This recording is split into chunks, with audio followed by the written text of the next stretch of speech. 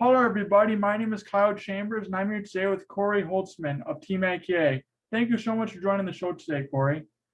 Thanks so much for having me, Kyle. We appreciate the opportunity to come on your show and just kind of chat about karate and chat with you and hang out. I'm excited. So, yeah, thanks for having me. Absolutely. Maybe tell us where you are doing this podcast episode. Sure. So, I actually just got done teaching classes. So, I kind of got done, turned around, sat down, and I'm in my dojo in Milwaukee, Wisconsin. So, I own the Black Belt Leadership Academy. And yeah, so I had a great night of classes, and now I get to talk about some fun stories I haven't thought about for a while. So yeah, I'm pretty excited for that, and that's where I happen to be today. That's awesome. It's really cool that you're in your gi and kind of in the karate mode, because I think you're the first person that I've had a podcast episode with that's been in full uniform. So it's kind of cool that we're on a karate podcast and you're in your dojo and in your gi, and it makes it even cooler for the podcast episode. It was a happy coincidence for sure, but I'm happy to be able to supply that for you. How honored were you to be able to be very good at the Battle of Atlanta and be able to place first, second, and third in your divisions in that tournament? So Battle of Atlanta was special for a couple of reasons. So like a lot of us, I wasn't able to compete for, in person for a long time. You know, I did a lot of the virtual events. I know we're going to talk about the SMA virtual tour. I helped with that a lot, but I also competed in a few of them. And, you know, while that was something I really enjoyed and respected for what it was, you know, Battle of Atlanta was the first time I got to go back and be in a ring with people and kind of that whole atmosphere. And so it was really exciting and weirdly nerve-wracking. I've been competing for a really long time, and that one was like, oh, right, this is how this works. And so it was great to just be able to go back and see all my friends and hang out, and, you know, that sense of community that we all love, especially in like the NASCA family is just so tight, and everyone was so overjoyed to be there. And so it's just this really interesting sense. And, you know, the Battle of Atlanta crew puts on a heck of an event with Promac.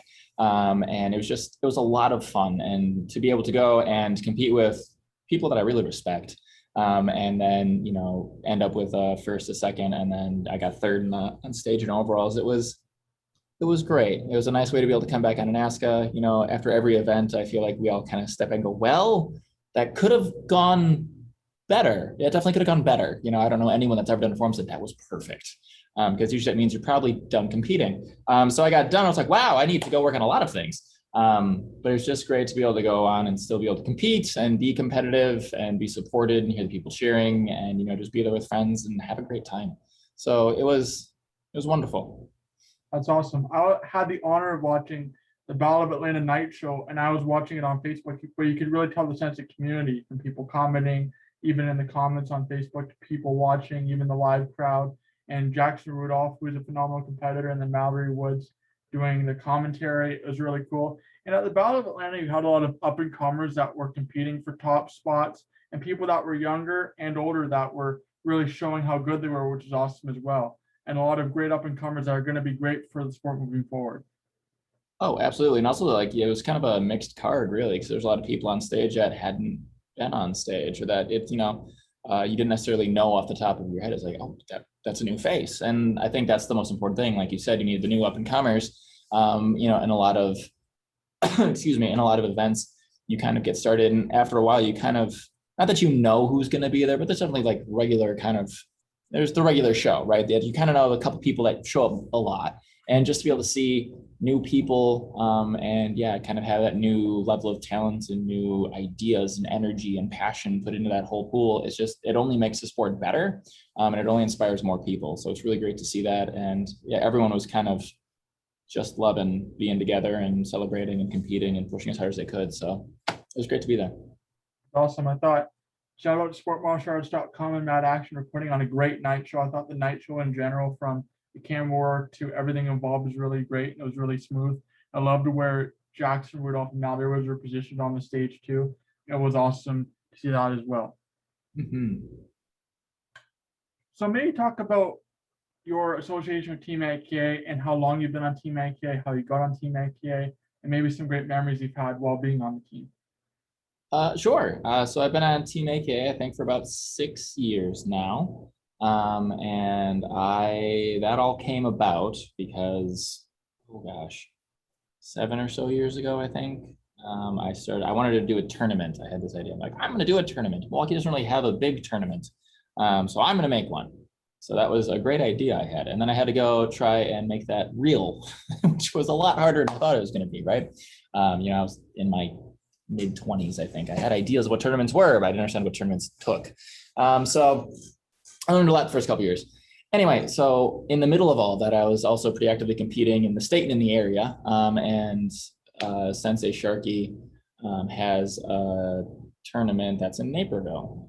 Usually has a couple a year, but back then I think he had 2 a year. So I went down to that one. And I was also competing in the WKC at the time. So in order to do the WKC, you have to do regional qualifiers that get you the national qualifier. And if you win top 4 in those, then you get to go to Worlds. So Naperville happened to be a regional qualifier for me, and there's only 2, and that one was pretty easy to get to. Plus, it was a tournament I could go to, so I went. And I ran into Sensei there, and that's where I kind of made my introductions and said hello. And that's the first time I really ever met. That's the first time I'd ever met Sensei Sharky. And from there, we just kind of stayed in touch. And then I was actually on Team Revolution at the time. I was one of the original ones. I think there's like 6 of us. And so Kalen Kowalski's still there. And I mean, that team's grown, and Mr. Lovelace has done an amazing job growing it. And it's a lot of fun, and the positivity that comes from them is just phenomenal.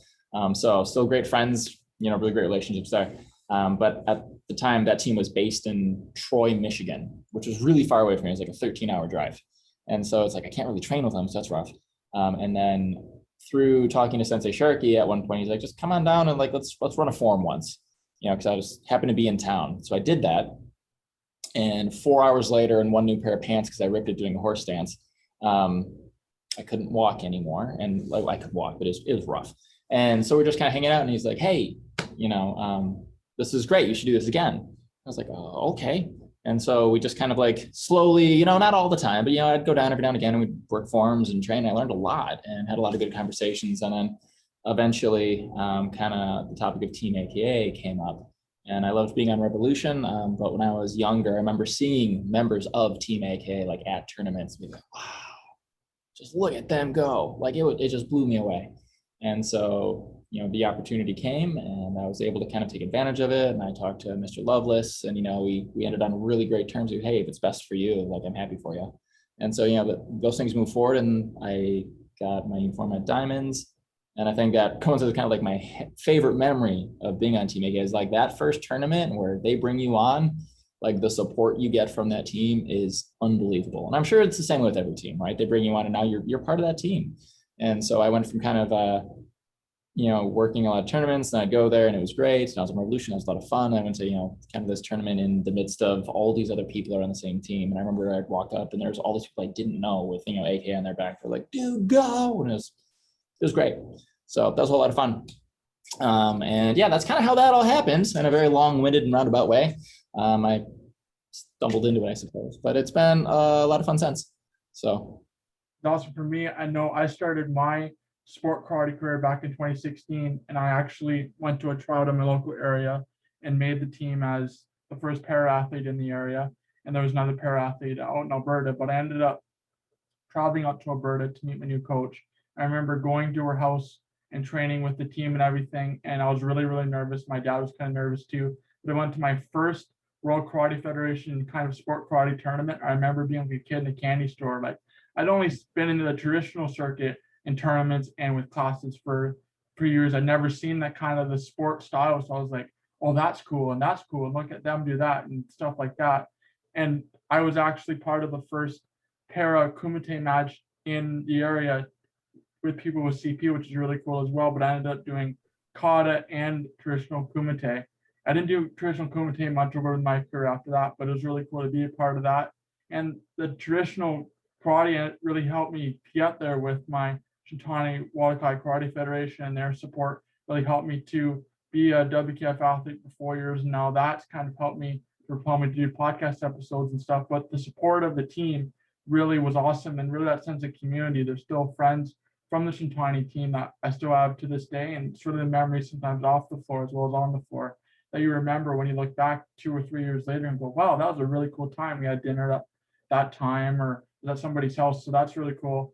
With any good team, you have those memories on the floor, but you also have those memories off the floor as well. Absolutely. And just the doors it opens and the connections you make and the relationships you build, that's kind of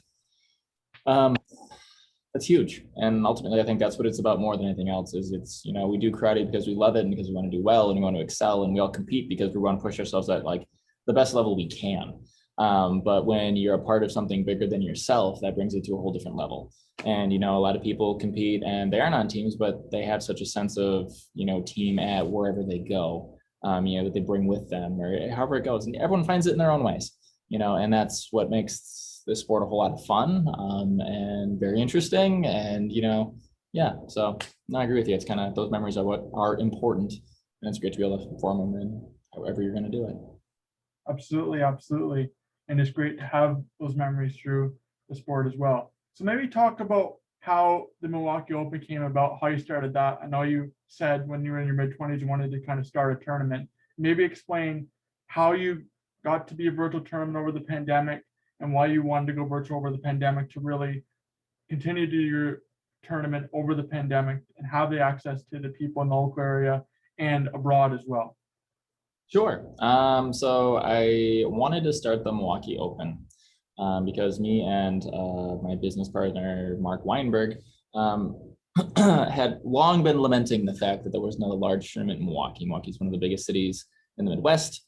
It's right under Chicago, or it's above Chicago, but it's under Chicago in size, obviously. It's the other big city, and we don't have a big karate event or a martial art event really of any kind. I mean, there's some little things here and there.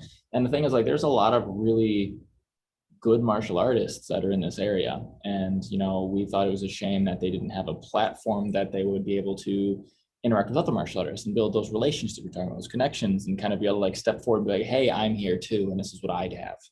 Because really that's what tournaments are for, is it's a place people can gather and exchange knowledge and skills and new ideas and information, and you help the sport grow as a whole, and you help the competitor grow as an individual. Like that's why we go to tournaments, And so this was the thing I wanted to do, and we always said it's kind of like a public service, right? We're doing a tournament because we want to help make people better.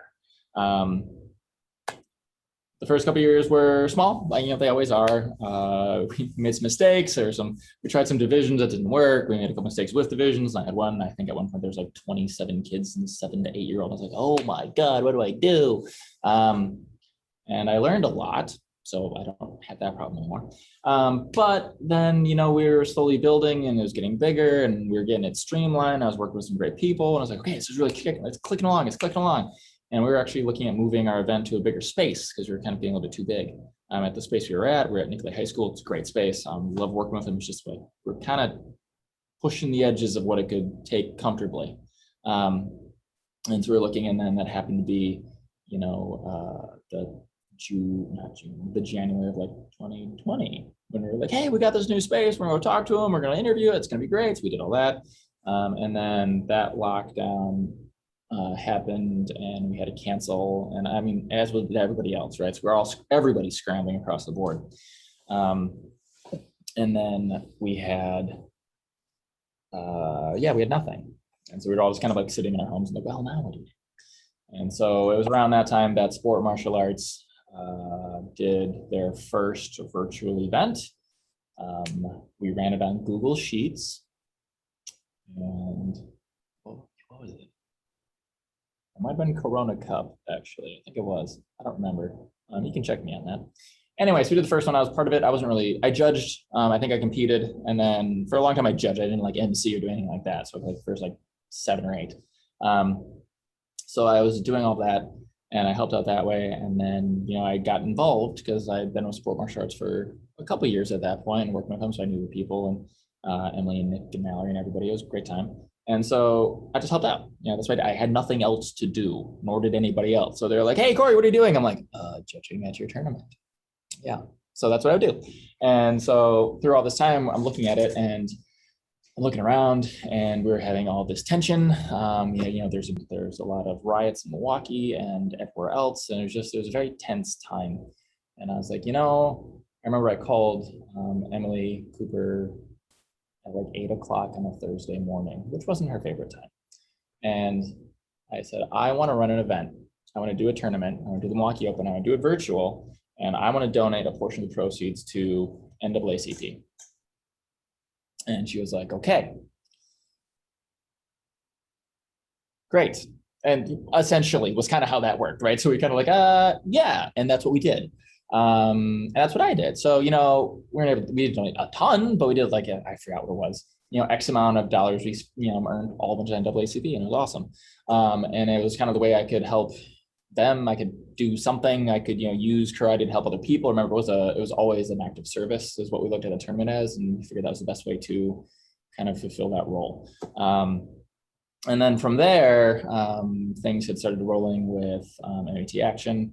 And then, that was, I think, not the first one, but that's when I started emceeing a lot more, and kind of it all rolled into what we do now, where we're all on Zoom all the time and kind of getting live streamed and YouTube. And I mean, yeah, it's been a ride. It's been a heck of a last year. So to think about where we were and to where we are now, it kind of makes me step back a little bit, but it's all a good thing. So I think that was a very long answer to that question. No, it's totally fine. I remember I competed at the Chrono Cup when it first came out back in, I think, March of 2020, and it was on a spreadsheet, but everybody was so excited to be there. Like everyone really, really wanted to be successful. So I think everybody at that original tournament was going to do what it took to be successful, because it was something new, something exciting. You got a lot of top competitors also being judges, and it was really cool. And it has evolved, and I've kind of seen it evolve over time, which is really cool as well as a competitor. And I've judged at one of the tournaments last week, and I'll be judging at the WKC one here next week. As of today, the podcast is being recorded on July 22nd, 2021. But it's really cool that I've been able to be a part of it and be able to see it grow and see the live stream and everything, and see how it's grown from just sportmartialarts.com and kind of evolving into Mad Action. And they've improved over time as well, being more efficient.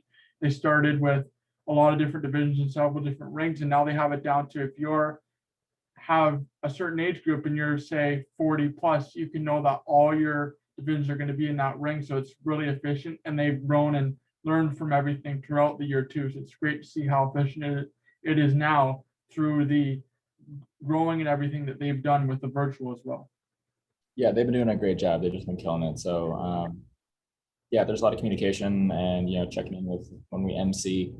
We're talking with people that run the stuff all the time, and kind of been like, hey, this is going well, this is weird, what happened here, what's going on, like what is this? And fixes come out and there's issues. Just even last weekend I was doing an event and one of my judges couldn't access something on the device they were using, and we got a fix that was implemented then. So like for that moment and that judge in this ring. And so it's one of those things, it's like, that's pretty cool that we can do it that quickly. But yeah, it's been an experience for all of us, learning experience. So it's been a lot of fun. I was there for a lot of the growing pains, I guess you could say, or growing changes, right? But yeah, I remember the sheets, and everyone was really excited to go. And back to that initial point I wanted to make, the reason that Sport Martial Arts, not to speak for them, but the reason that I understood Sport Martial Arts did this was because they wanted to create a community and a platform for competitors to compete. We never tried to replace competitive karate events that are live, because we know that's not what we're going to do. We wanted to give people another opportunity to build those relationships and build those communities and learn those skills and have those interactions with people, which is why it was so important for it to be live, because you can see them, and you're in that community together. And that's still what we do. That's still what we push for. And so the SMA Virtual Tour has really grown.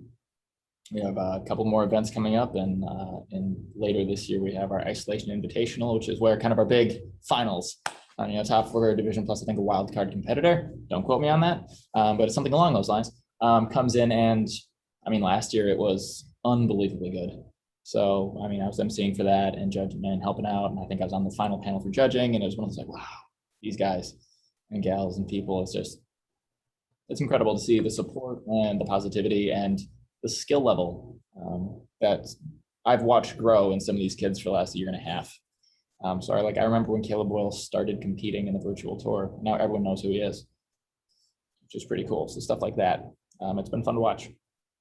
I remember for me, I was invited to the Isolation Invitational, and because I had been kind of a part of it for the whole time, almost every single competition up to that point, I was so excited to compete because the para was there, and whoever won the para was able to go on and compete in the rest of the people with the 18-year-old up, and that was really cool as well. But for people like Caleb Boyle, Angel Perez, the Angel Perez is a great one. He actually had never competed at NASCA before at all before the pandemic, and then he made his breakout at Battle of Atlanta. And if I'm not mistaken, a story I heard, he didn't even know what stage was at the Battle of Atlanta. They actually had to tell him after he'd won his division in one run. I said, hey kid, you're gonna be on stage, and you'll be the only one on stage in your division. But you're gonna go and you're gonna be there, and just to see that happen is awesome too. But he's really made a name for himself. He's competed in one of my events with Eventex, but he's a phenomenal competitor. And he might not have known who he was if there was no pandemic and all the virtual stuff, but he's made a name for himself on the virtual circuit and the in-person circuit now, a lot to do with the virtual tournaments as well. So you got to see these kids that have actually, they've made a name for themselves and branding and future teams and all that stuff, but also too, they've been able to grow their skills and have all these tournaments in order to keep them motivated. And so they've been training with their coaches harder to be able to be better athletes and then better people, learning hard work and communication and all that too, which is awesome as well. Not just for like the elite competitors, but all competitors in general that do the circuits and all different virtual circuits as well. Absolutely. I mean, he's not alone in that. We have a couple kids that competed on the virtual tour, and adults that have kind of come up on a NASCA, and they've just been doing an amazing job. And it's not that the virtual tour did that for them, because all these competitors are very motivated and they work really hard and they've gone other places and they train and they compete all over, and so it's like it's their work, but giving them another place to go and another place to get support and another place to get opinions and ideas, it's good. The thing I always come back to is it's the community, right? It's a competitive community. And so, we're a part of that for sure, but ultimately it comes down to that person putting in the time and the work, and taking advantage of the options and opportunities they might be given or might have, and so all the power to them. They've just been doing an amazing job, and we're proud of them. There's the one model you guys have in sportmartialarts.com. So we love this sport, if I'm not mistaken. You can tell that the people emceeing and all of the people that you guys really do love the sport and want to push the sport forward, especially down in the States with the expansion of several different leagues. You guys are associated with the WKC, which is big, and Promac. Promac is really, really cool because they decided they were going to push through over the pandemic and keep going, and they had the means to go and do it, so they just went ahead and did it, and they've been actually a leader in the sport martial arts world because they've been able to push forward and keep going in their tournaments with different restrictions. But now they've been able to have bigger in-person tournaments. I think with the Promac, they push forward and they've become bigger over the pandemic, which is really cool as well. And give those people the chance to do real in-person tournaments as well is really cool. Yeah, no, they've been doing a great job, and it's just good to see things coming back. And I don't know what the new normal is going to look like, but it's nice that we have tournaments back and we can all see each other a bit more. And it's nice. So absolutely. Hopefully up here in Canada, it will get better too. I think the restrictions in our province of Ontario is coming off a little bit more, and it's getting a little bit better all the time. Our baseball team is finally back in Canada as of July 30th. We got the Toronto Blue Jays back, so off of karate a little bit, but things are getting better. So hopefully we can have things like the Quebec Open is a big one. The Toronto International Tournament of Martial Arts Champions. KC Sports Talk sponsors that tournament with Michael Plady. We have those tournaments back in Canada so people can come up here and really experience Canada as well. So that'll be great as well, when not just Canada, but in general all over the world, when we can all travel freely. And I definitely do want to come down eventually. It's on my bucket list to come down to the AK Warrior Cup and things like that and really experience the in person. It'll be great for everybody when hopefully within the next few months, because restrictions are starting to get looser and looser, to be able to meet people and do all the in-person stuff for everybody as well. Absolutely. And if you do back down to World Cup, let me know. I'll be there, so we'll get coffee. It'll be great. That'd be awesome, man. Yeah, I definitely want to go down to the Toronto International Tournament of Martial Arts Champions. Only 2 hours from my house, so I'll be doing that one first, and then the next one would be the AK Warrior Cup. I do have a couple of personal friends on Team AKA. Mary Amato, she's actually my coach. She is awesome. She's got a great it's gonna sound very, what's the word,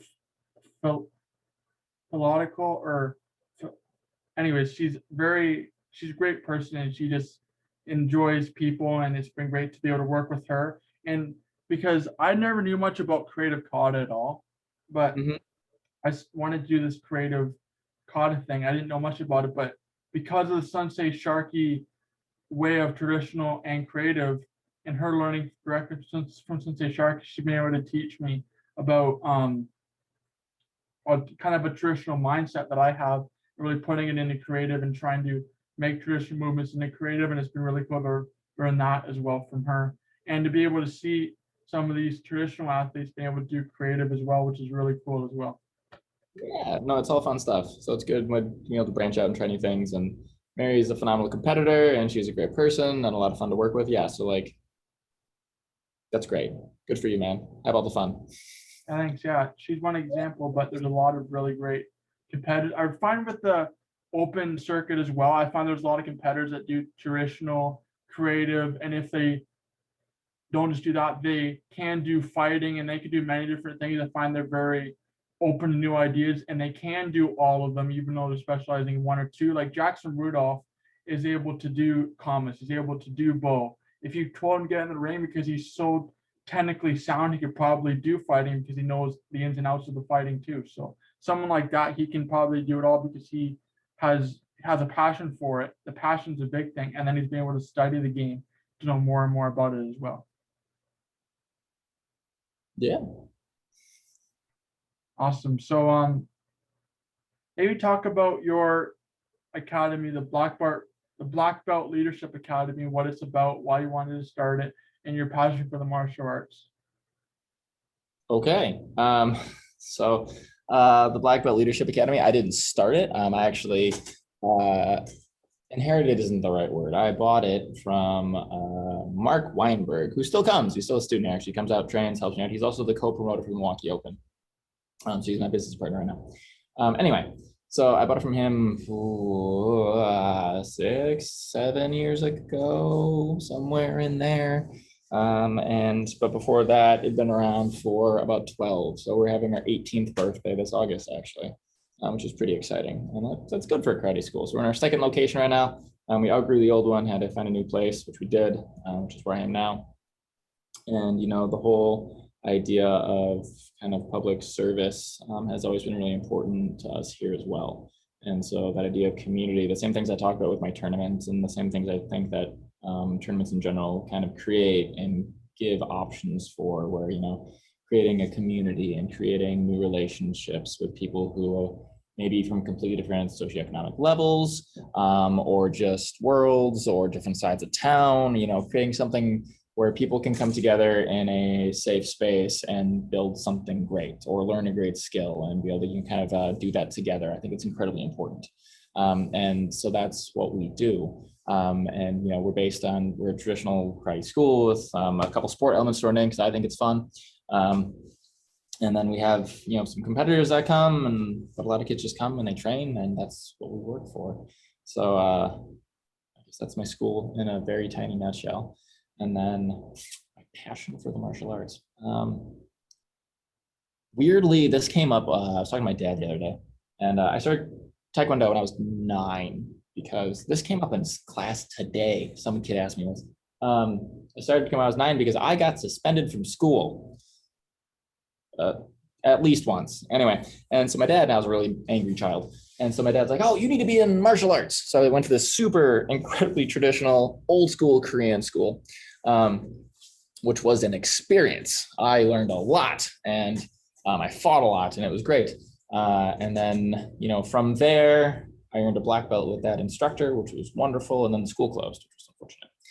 And then from there, I just kind of bounced through a couple of schools at Harris Credit Game in Green Bay. And then I went to college and I was training by myself. And then I was training some other places and I started going to these world events and national events and both of them together. And then it kind of like spreading out more and more and more. And I always wanted to like just talk to people was my thing. Like, I'll talk to you, we'll hang out, like show me what you know, like it's going to be great, you know, share the knowledge. And, you know, it was around the time that I was training in parking lots when it was 12 degrees outside because I had a tournament that weekend. That my dad kind of pointed and goes, you know, I think you might be serious about this. And I was like, well, it's something to do, you know. And at that point, I'd been a martial artist for like 10 years or so. And so it just kind of continued. It's been one of those things that it's never been a question of am I going to, or when I do this, just like, well, so now that I do martial arts, like, it's just, that's the thing, that's been the driving force of my life, and the thing that's always I'm able to come back to. And the fact I'm able to make it my career has been a gift, and a learning experience. And, it's given me more complete understanding of like what karate is, but also, yeah, being able to teach and pass those things on, it's just been a treasure. So it's been great. And going to turn. That's awesome. Yeah. I am a part of a class. We do classes without the pandemic. We do them on Tuesdays and Thursdays. Right now, we did them on Thursdays when we were able to, with the restrictions and everything. But I am a first degree black belt in my style of the Shintani Wildcat Karate Federation, having it here in Jarvis. But the sense of community is really cool because you have the community and you have people that make friends. And I like to be able to teach some of the older kids because you're able to have that really cool coach athlete relationship to be able to go to a tournament and be able to say you did really great at this. I'm really proud of you when they get through a tough obstacle or whatever is really, really cool as well. And be able to say that to your students when they are at tournaments is really cool. And if they're down on themselves, maybe they did something really cool in a tournament or just in the club, maybe they learned a new form, or maybe they picked a new weapon and did really well at a tournament, or maybe in the club, maybe they did a punch really well. So have the sense of encouragement in that community atmosphere is really neat as well. Oh, absolutely. I mean, that's how you grow and learn, learn that it's okay to fail. I have a whole thing that I talk about all the time, and my adults sometimes. And we'll talk about it. We'll be running through a section of a form or a technique or something that's difficult or new or challenging in some way. And I'll ask them, I'm like, so what happens if you do it wrong? And they're like, oh, well, I'm like, well, does your hair light on fire? I'm like, no. I'm like, okay, cool. Does the ground crack open and swallow you if you did something wrong? And they're like, no. I'm like, do I get mad at you? They're like, no. I'm like, okay, what happens? And then one kid usually in the back goes, nothing. I'm like, nothing happens. Yeah, if you get it wrong, absolutely nothing happens. I'm like, lucky for you, I am here to teach you these things. So if you get something wrong, you go, oops. And you can raise your hand, you can look around, you can use your peers, you can try to figure it out. There's options, right? And we can help you. And that's what we're here for. And so making mistakes isn't bad, it's how we grow. And that's a lesson I think I say in some version of just that. That's my little script. Oh gosh, 2 or 3 times a week at least. And if it's a new rotation with new stuff, I say it almost every day, every class. And it's important because you need to know it's okay to fail and it's okay to get encouragement because you failed better. And that's really cool.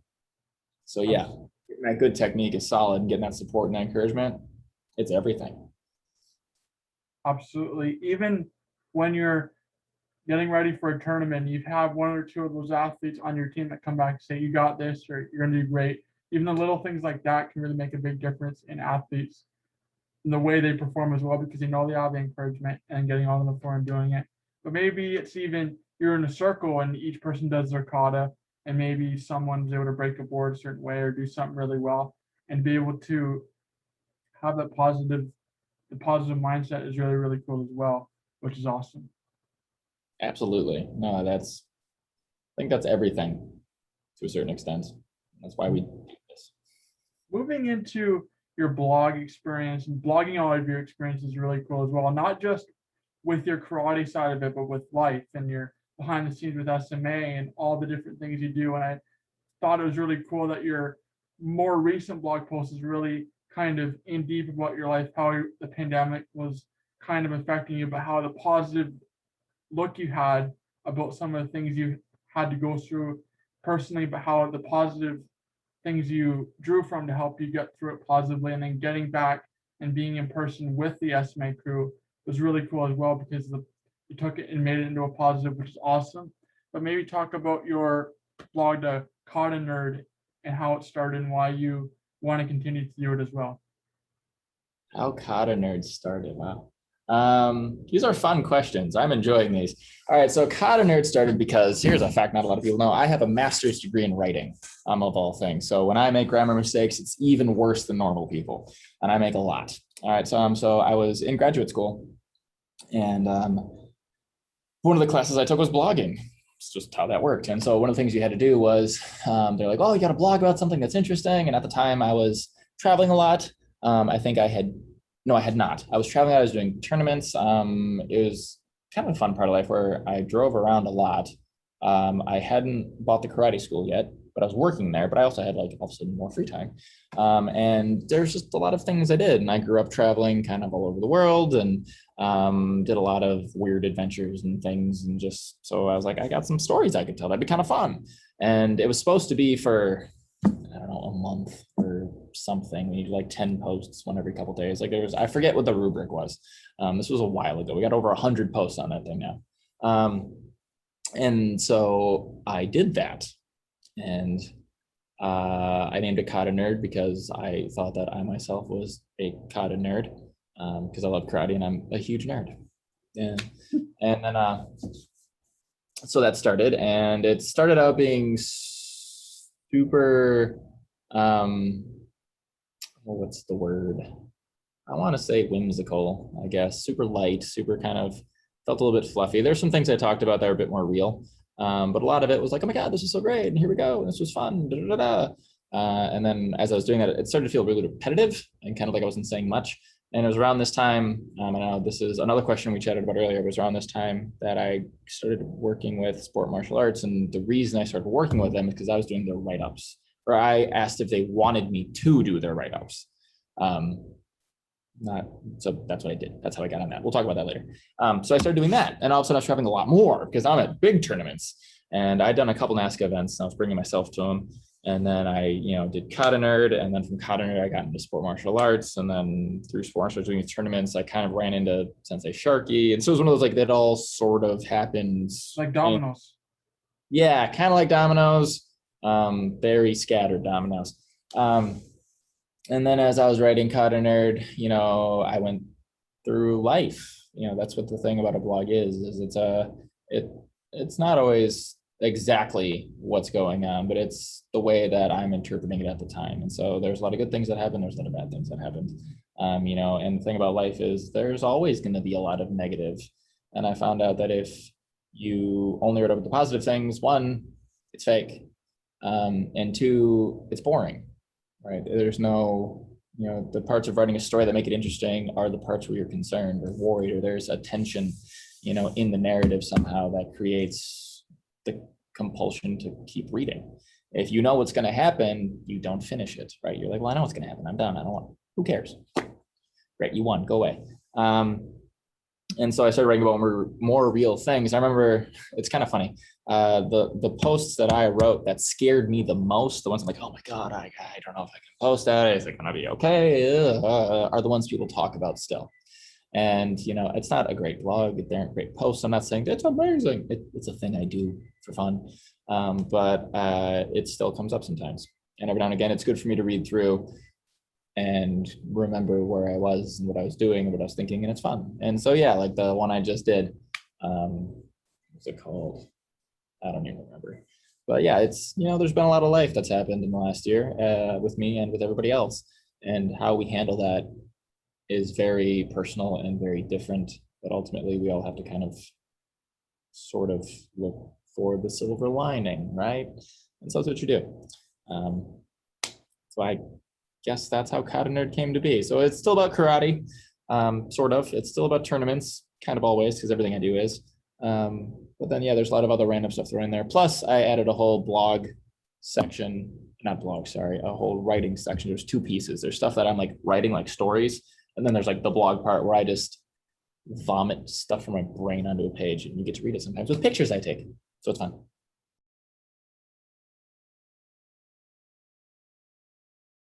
Absolutely. This has been KC Sports Talk, the podcast with Kyle Chambers.